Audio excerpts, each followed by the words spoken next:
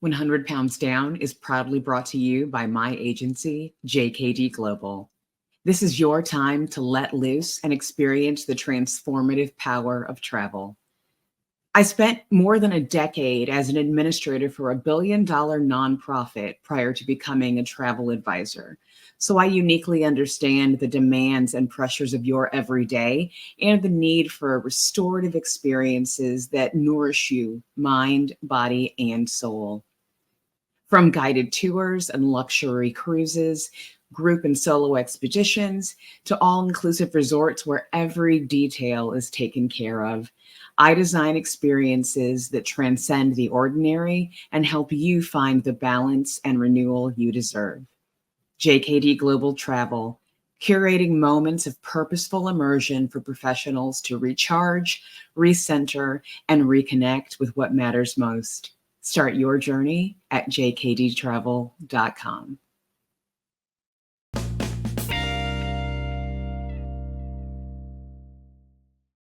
Welcome back to 100 Pounds Down, where we preach the gospel of GLP-1 and the word is good. I'm Kristen DiBiase, and after a lifetime of struggling with obesity, I lost over 41% of my body weight on tirzepatide, also known as Mounjaro and Zepbound, and I'm never going back. If you're considering starting anti-obesity medications like these, Ozempic or Wegovy, if you're already in the middle of your journey, or if you're getting close to that maintenance phase and wondering what comes next, bring it in. Well, hey, everybody. I am here in yet another hotel room, and so I am going to apologize in advance because we may have some issues with the sound. I'm hoping that it doesn't sound too bad, and of course, in editing, I'll do my absolute best that I can do to try to make sure that it sounds as good as possible, but I do not have my microphone that I typically have when I'm at home in my office setup, so we're going to make do. For those who are interested, when I get back home this Sunday, please come and join me live on YouTube. I'll be broadcasting at 11 a.m. Pacific and 2 p.m. Eastern, doing my Christmas in July travel event. This is the perfect time of year to start thinking about what you want to do for the holidays. It's just over about 5 months away, and I'll be telling you all about cruising for people who have not experienced that yet, or for people who are seasoned cruisers on a more traditional style of cruising. I'll be telling you all about something new, and I'll be premiering 3 different amazing Christmas time cruise opportunities that Virgin Voyages is putting together for December. So if you are interested in hearing about that, come and join me at that time, and we will talk about it then. Today, we're talking about preparing for maintenance. Now, our agenda is going to cover a few things. First, how do you know that you are approaching the maintenance phase? Deciding when you want to start transitioning, and then making a series of decisions on what your maintenance strategy and protocol will look like. We'll also get into information on some best practices around making those decisions and the questions you should be asking yourself, and we'll hit just a few troubleshooting tips as well. So let's get started. You'll also see me sipping on a beverage during this particular episode because it's just a little dry and I've been traveling a lot. And so I'm sure you can tell I've got a little bit of hoarseness going on. That usually will happen if I get dehydrated. So I will be sipping a little bit here and there as we are chatting today. Okay, the first thing, how do you know that you're approaching the maintenance phase? There's 3 different ways that you can be looking at to determine whether or not you are ready to go into maintenance. The first one of those is that your body fat percentage has fallen within the acceptable range for your particular age group. So for women under 40, that's going to be 21 to 32%. For women 40 to 59, it's going to be 23 to 33% body fat. And then for women 60 and over, you're going to be looking at an acceptable range of 25 to 35% body fat. Now, if you are not interested in looking at body fat as one of the ways to determine whether or not you are close to getting into that maintenance phase, you can also look at the BMI as a measurement. Now, the BMI, many people have heard how, it's not really formulated specifically for women, but they have made adjustments to that over time.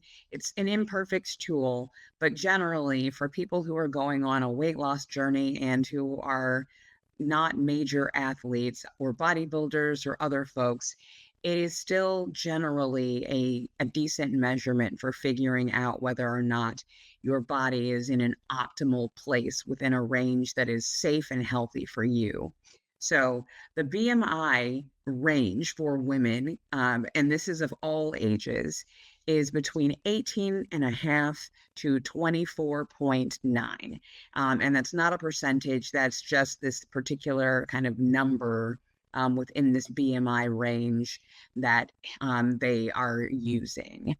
And the third is the one that is most obvious, which is, have you hit your goal weight?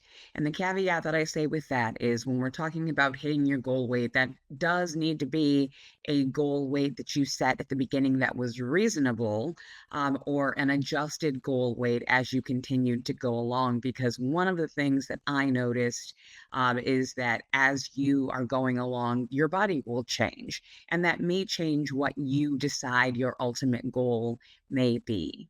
So if you are seeing the signs that you are getting to the maintenance phase, you need to start making a series of decisions. And those decisions will create really what becomes the matrix of your starting strategy for maintenance.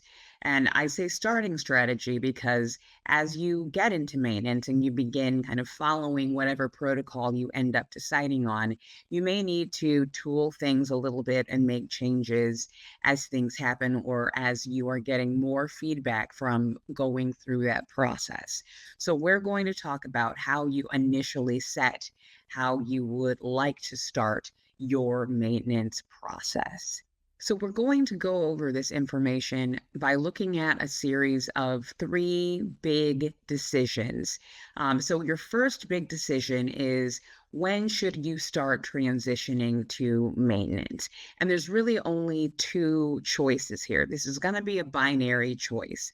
Either you're going to start transitioning before you have reached your goal weight, and essentially you're going to coast down to your final goal, or you can continue to actively try and be in the process of losing weight, hit your goal, and then begin the maintenance phase. So those are the only two choices that you will have in that endeavor. Now, usually when I've gone through and giving you advice on certain things, I like to structure things in a certain way. And if you are a longtime watcher of the channel, you kind of know how I do that. And so I'm going to do something a little bit different this time, because a lot of the questions that you're going to be asking yourself really have an impact in more than one place in terms of designing what your process looks like. So I'm going to go ahead and give you what the big decisions are and the choices within those decisions. And then we're going to save all of the questions that you should be considering until the end, so we can work through those pieces and how it fits in, if it does fit into more than one place in the process. Now, the second decision that you will be making is whether or not you are intending, with this maintenance process, of staying on the medication. Now, you've got three different choices in this particular situation. The first choice is, if you know you want to remain on the medication indefinitely, forever, or you are sure because it is for diabetes, for example, If you have a reason why you have been required by your doctor to stay on the medication, that very easily answers the question for you. Now, if you aren't a person who is in the I have to stay on this medication category, you have a choice to make between either choosing to stay on the medication, or you can make the decision of coming off of the medication once you have hit your goal.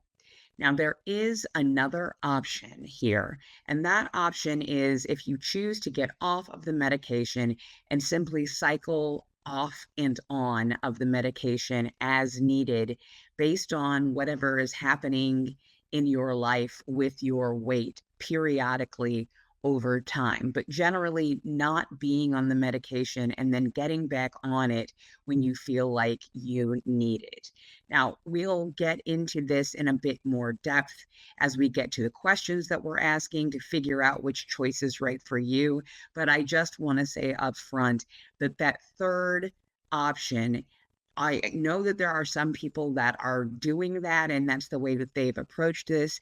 But if you are a person who has watched multiple of my videos, particularly the boot camp series that talks about how these medications work, I'm going to tell you right off the bat that that is not an option that I would recommend for anyone. It's definitely not an option for me. I know I'm going to have to take this medication for the rest of my life for my personal reasons, which we'll get into when we talk about the questions.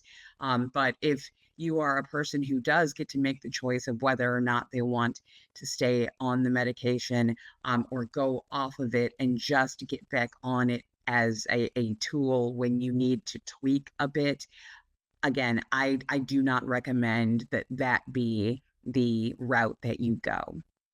Your third decision is actually a number of decisions in a few different pairs. And what you're going to be doing here is asking yourself some binary questions in order to nail down the elements of what your maintenance strategy and protocol will look like.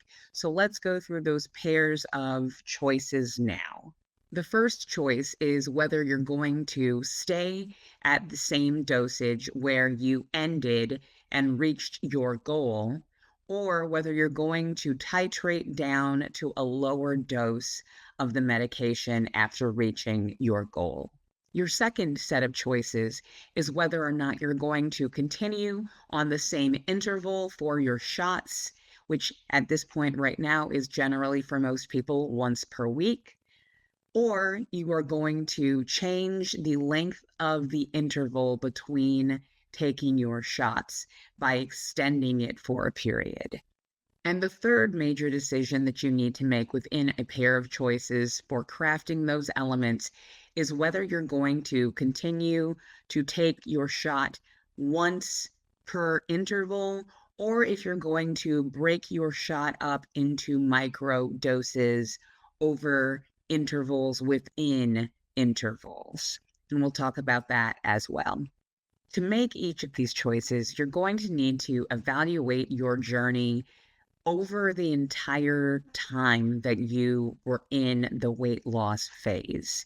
That's why it's absolutely important for you to continue to collect data while you are in the weight loss phase, so you're able to use that to help you predict what factors may be things that you need to watch out for, or which might point you more in one direction than another when making these choices.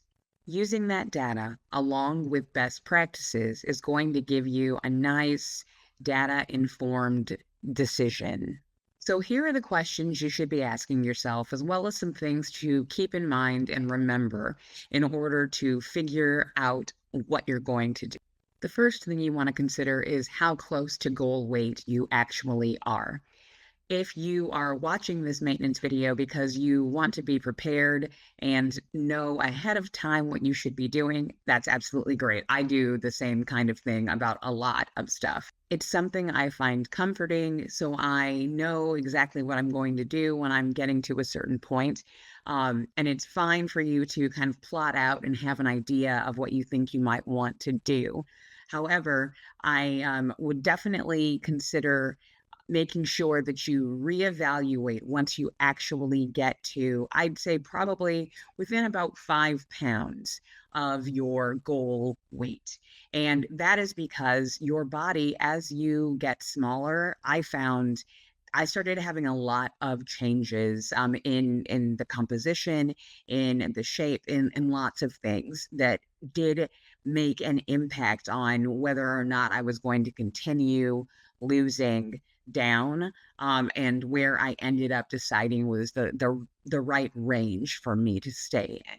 If you're still above your goal weight, you also want to think around how much tolerance you have for having a longer tail end. That is going to be something that influences whether or not you decide to stay at the dose that you're currently on and kind of coast down, or whether or not you want to continue just losing down and then after hitting goal begin to titrate down.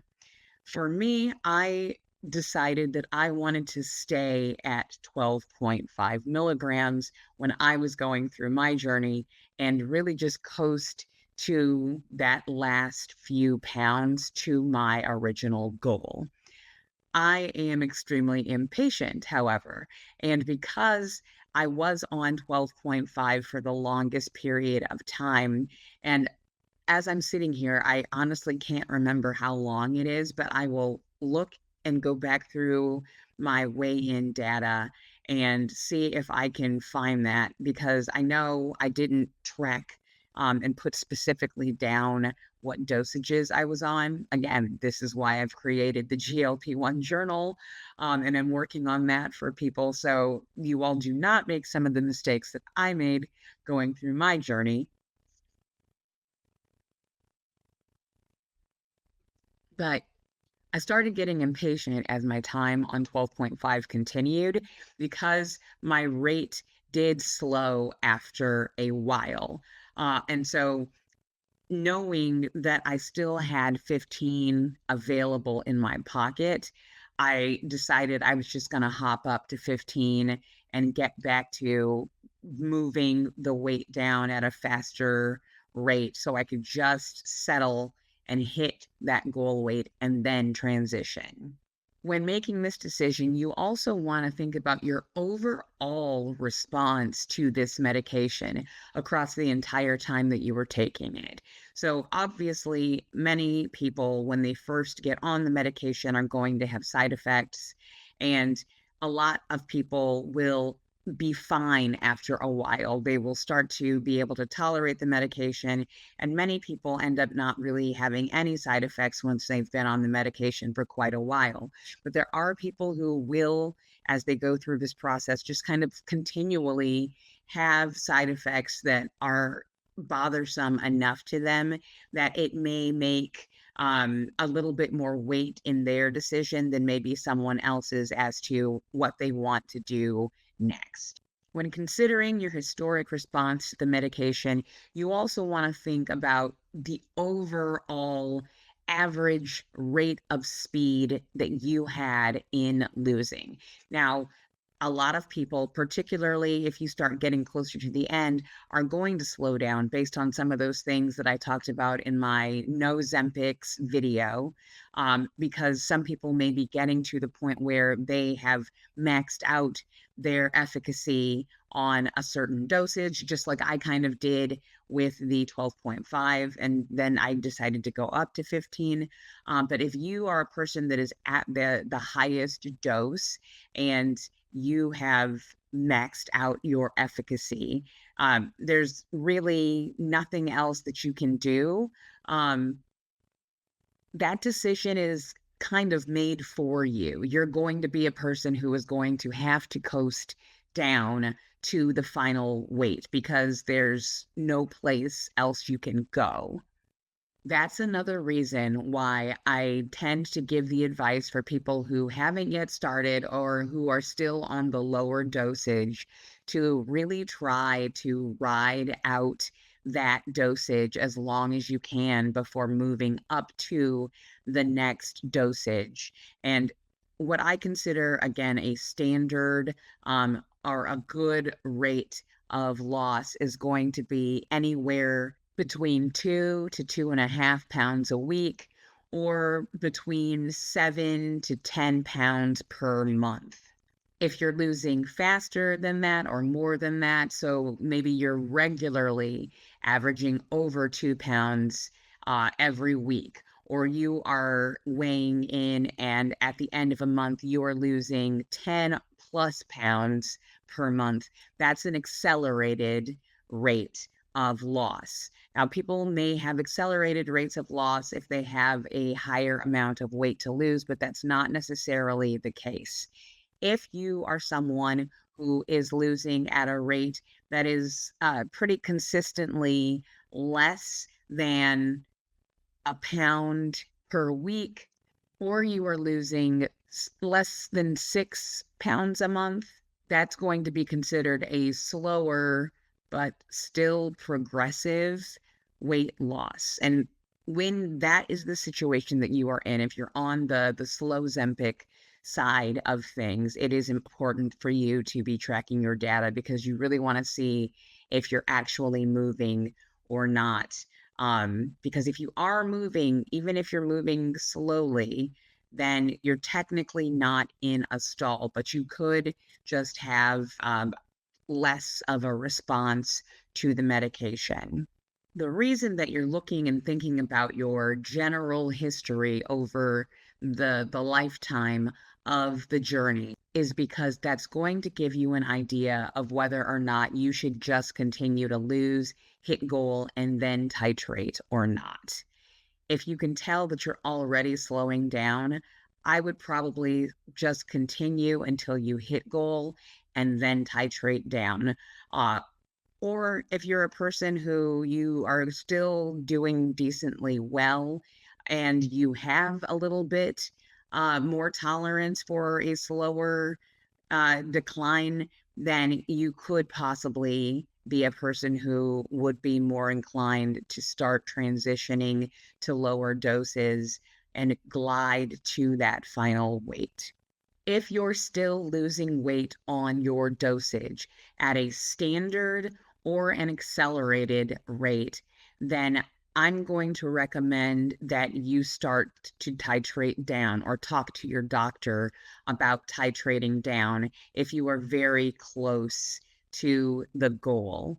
But again, for most people, it's probably going to be an issue of if you've gotten into the right window, either on body fat percentage, you've hit the goal weight, or you've hit in the acceptable range for BMI, then if you're feeling good about where you are sitting, then you are likely at the point where it's time to make that decision. If you're still losing at the accelerated rate, you're also most likely going to have to titrate down because you'll continue to lose weight and it will be at a point where you start to worry that you're not going to stabilize. And that is a very weird feeling, let me tell you. I've never been on that side of the equation before. I've never had to worry about, am I losing too much weight? But in this situation, I absolutely did run into that. But for me, it wasn't about the number. It was about how I felt I was starting to look, honestly. Um, I was joking when, for those of you who watch my channel frequently, or who watch her channel, you know that I'm friends with Ange from Zepbound Journey with Ange, and I was telling Ange that I got to the point where I went from, "Oh, I look great," to, "Oh, I'm worried I'm gonna look like the machinist."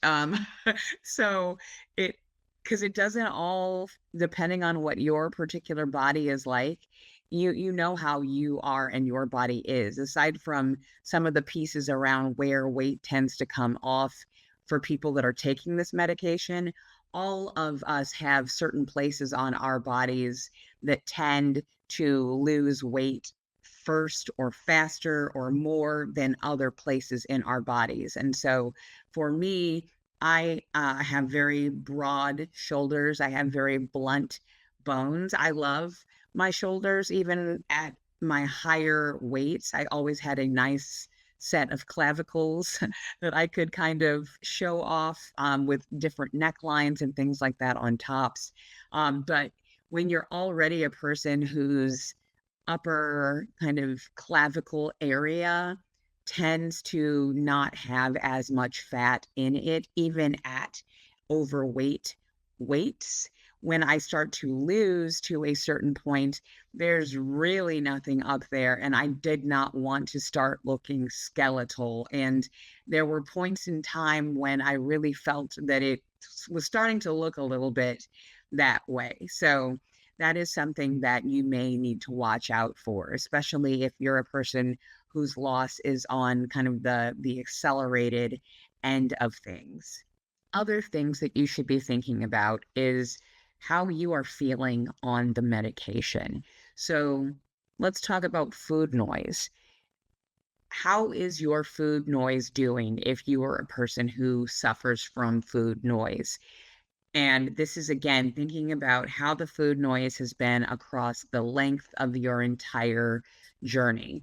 For those of you who discovered that food noise was a thing because you didn't realize you had it before, but then you absolutely did realize that you did have it when it went away, did it start coming back at some points during your journey? Because there are people who have reported that as they've been on the medication, that that food noise would sometimes come back for them somewhat, or maybe with more force if they're a person who has a kind of a different physiological reaction than average to these types of medications. If you are at a place where you feel like you are just barely hanging on with where the food noise is for you, that is something that you'll want to take into consideration on whether or not you are going to be titrating down to a different dose or whether you want to pull the lever of lengthening the amount of time between when you take doses. These are all of the pieces that kind of come together with that. So let me paint a picture for a quick example. Say you're a person who is still losing at a decent rate, where you're still losing weight. So you really should be titrating down because if you stay where you are going to continue to lose and you don't need to lose anymore.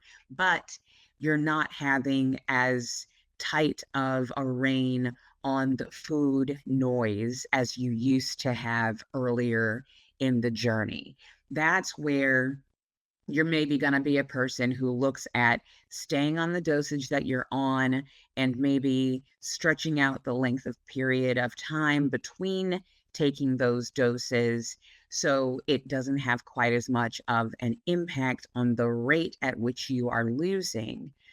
There are other people where that might be something that tells them, okay, I do need to go to a lower dose, but maybe I start doing a split of the medication and start taking that at a smaller dosage over different intervals of time and see if that does that. And so there are lots of combinations on how that can look. So you could have someone who is looking to do the split dosage, but also to extend. And so they're going to figure out after so many days, I will take this amount, and then another set of days, I will take that amount. That's one way where you can put kind of both of those strategies together to kind of fine tune those levers because you definitely don't want to get into a situation where you can't stop losing weight. Um, there is a person who was on, I think it was Ozempic. I will look and I will find um, this video. I actually didn't see the person's original video. I saw someone else do a commentary about it. So gonna look it up and see if I can remember who that person was and then find the original video. And I'll link that in the description where you can see there was a person who they really could not stop losing weight. It may have been Ozempic that they were on, or it may have been after bariatric surgery. I can't remember right now, but either way, I will find it and I will link it in the description because even if it's not the medication for this particular person's situation, those same principles absolutely still apply. Another piece you're going to need to take note of and think about is whether or not there are other mental health or physical benefits that you are getting from this medication that could be impacted if you do decide to change the dosage that you are on when you are in maintenance.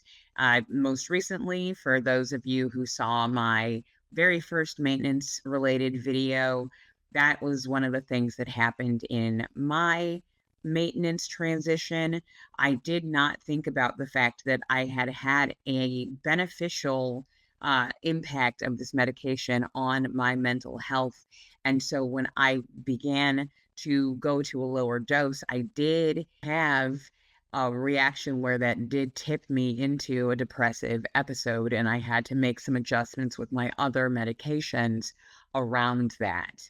So if you are someone who, for example, also like me, has autoimmune conditions or who has chronic illnesses that involve inflammation of some sort, the anti inflammatory and protective aspects of this medication that have been making you feel great. I know for me, when I first started taking the medication, very quickly, my inflammation and a lot of the pain around my inflammation that I would have, some of my conditions, it really just disappeared. And so that's for me, again, one of the reasons why I have absolutely accepted that I'll need to be on this medication for the rest of my life. Because for me, with some of my varying conditions that I have, this medication for me is plugging in a lot of different holes in a lot of different places as an incidental benefit, in addition to me being able to correct my metabolic dysfunction and to lose weight. So you should be thinking about whether or not that is something that you could run into and whether or not that pushes you one direction or the other in terms of what to do in staying at the same level or to go to a lower level for maintenance. Regardless of what your decision is, if you do decide that you're going to be titrating down, you do want to actually titrate down. I said this in my other video, and I'll say it again here. Whatever process we went through going up on this medication should be replicated again when coming back down. So, in the same way that we were on a protocol where we had to start at a dose and take that dose for approximately a month, for 1 week rounds, you want to do the same thing as you are moving into maintenance if you are going to be going down to a lower dose. So do not skip any of the dosage levels coming back down in particular. I know that because of the shortages, there were a lot of people who were forced to skip a dosage level depending on where they were because of what was actually available to you all at the time.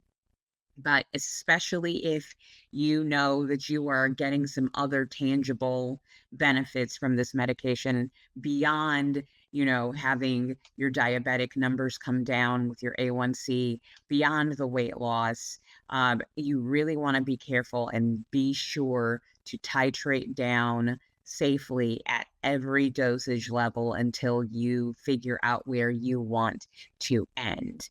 Now, for a lot of people, 10 milligrams is going to be a place where a lot of people like to sit.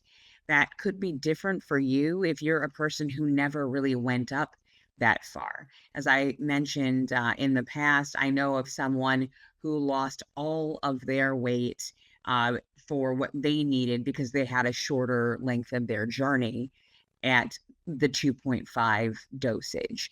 And so for someone who is starting from such a low introductory dosage, if you're going to stay on the medication, that's the dosage you're on. You're just staying there. If you only went up to 5 and lost a lot or all of your weight on 5 because you did not have as long of a journey in terms of the amount of total weight that you needed to lose, maybe you're staying at 5, or maybe you're going down to 2.5. For people who are going a different direction than the brand name, there's a lot more customization that is available to you if that is something that is necessary as well. It doesn't really have to be you figuring out how to use certain dosage levels that are the ones that are kind of there and the ones that people are given access to through the use of the pen. And last but not least, in terms of questions and issues you should be thinking about, there's the practical matters, right? These medications are expensive. And even for people that are going a different route, if they're doing Plan C, that is also expensive. It's less expensive than brand, but it's absolutely still quite a cost. And again, that is something that many people are going to be thinking around and could influence the decision of whether or not they are going to move to a different dosage level if they are not using the pen. Because generally, if people are going the other route, it is kind of more expensive based on the higher the dose is. There's also for people that are on the pen and going back down this idea of whether or not the cost is going to influence you coming off of the medication entirely versus titrating down and staying on the medication at a lower dose. This also influences whether or not some people will want to try to lengthen out the interval between taking the medication as well. So that's another area where there's a lot of different impacts that could be influenced by the cost of taking the medication. If you've been a person who's always been taking Zepbound or Mounjaro and you're using the pen, there's this idea of whether or not you have a comfort level with learning how to split doses and to micro dose within what is there. So I actually have not made a video that talks about splitting doses. I know that there are several that are out there that people have done already because I currently I do a different route. I don't have a way to show you how to do that. So I won't make a video showing you how to shoot your pen into a sterile vial. There are definitely videos that are available that go into that and can show you how to do that. But maybe watching one of those will give you an idea of whether you would possibly feel comfortable doing that or not. And if you are comfortable, then that provides you some additional options as to ways that you could maybe configure what your maintenance strategy would be. So, to recap, you are looking to figure out whether or not you are approaching the maintenance phase by looking to see whether or not you have reached a range of body fat percentage that is the acceptable healthy range for your age, whether or not you have fallen into the acceptable BMI range for women, or whether or not you have hit your goal. After that, you are then faced with three major decisions. Your first major decision is whether or not you're going to decide to coast down at the dosage you're currently on, or whether or not you are going to hit goal and then titrate down to a lower dosage. Your second decision is whether or not you are going to continue taking the medication indefinitely or whether you are going to come off of the medication. And if you do decide to come off of the medication, whether you are going to attempt to take the medication again in a cyclical fashion only as needed as your weight changes. And if you make the decision that you do decide you are going to stay on the medication, you are then making several decisions in a binary fashion as to whether or not you will do the following things: stay on maintenance at your current goal, or do maintenance after titrating down to a lower dosage and staying on a lower dosage.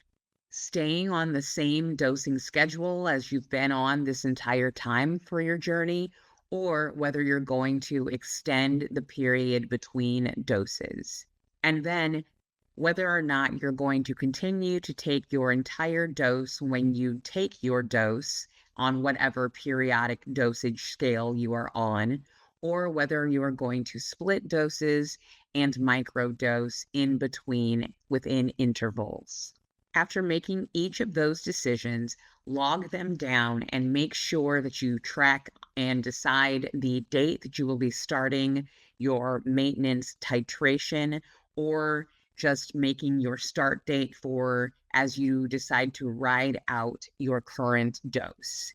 At this point, this is where, even if you were a little more lax about it before, you will really start to want to actively log and track what is happening with you as you are in maintenance, because that is going to be the way that you are able to then recalibrate if necessary or make changes as you get the feedback of going through your maintenance process. If you thought data was your friend before, data is definitely your friend in maintenance. You will want to very carefully track as you are titrating down, the same way that you've been tracking as you are in your actual journey. However, once you get to maintenance, you don't have to track quite as many things as what I have put in the GLP-1 journal, for example. But you do have some minimum things that you will need to continuously track within maintenance to be able to make those changes if you need to. You're going to need to continue if you are in the process of doing your titration, tracking what dosage you are on. Once you get to maintenance, you'll also want to be continuing to track the dosage that you are taking. You'll definitely want to be taking note of each of your shot days, particularly if you are not doing a weekly shot schedule. If you are lengthening, you'll definitely want to be tracking the date of each of the shots that you are taking. And if you are going to be splitting and microdosing, you'll definitely want to take note of the date and the amount of the dosage that you took if you are micro dosing, because you'll either want to be figuring out exactly how often, how much you should be taking, or you'll need to be keeping track if you're a person who is going the other route of how much of the medication you actually have remaining in your particular vial before it's time for you to order the next round of your medication. If you try a route and you find that it's not working or you need to tweak, it is absolutely fine for you to do that. But what you want to make sure that you do is to isolate each individual variable and test it one at a time.